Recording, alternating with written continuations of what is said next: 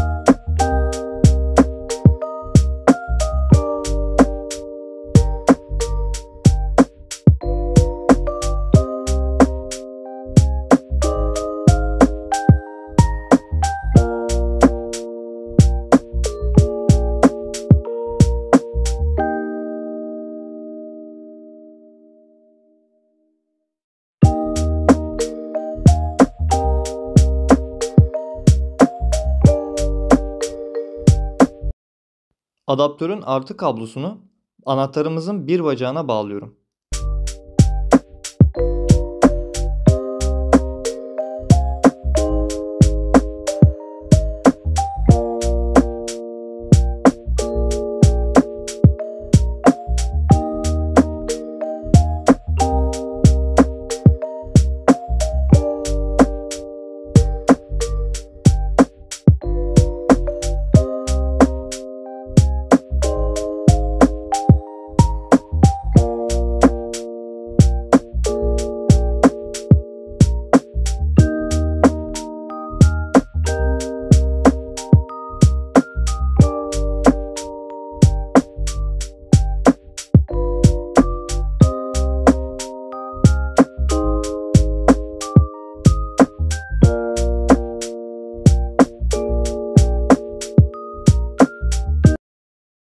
LED'imizden gelen eksi kablomuzu adaptörden gelen eksi kabloya bağlıyorum.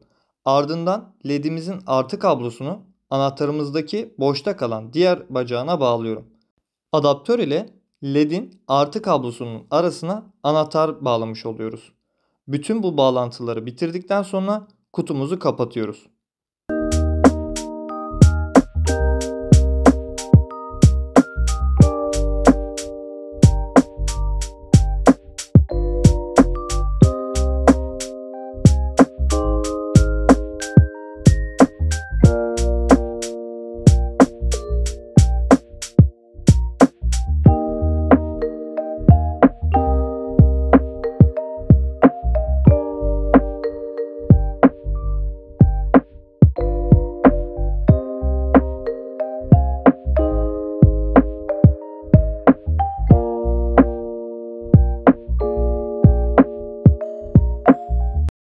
Özetlemek gerekirse LED'imizin orayı kelebek somun yardımıyla oynar yaptım. Alt tarafın arkasına adaptör yuvası bağladım. Yine aynı şekilde anahtar da bağlayıp istediğimiz zaman kapatıp açabiliyoruz. Bu yaptığımı kalın kartondan bile yapabilirsiniz. Yapmak isteyenler için inşallah aklında bir şeyler bırakabilirim. Kanala abone olmayı, videoyu beğenmeyi unutmayınız. Başka videolarda görüşmek üzere, kendinize iyi bakın.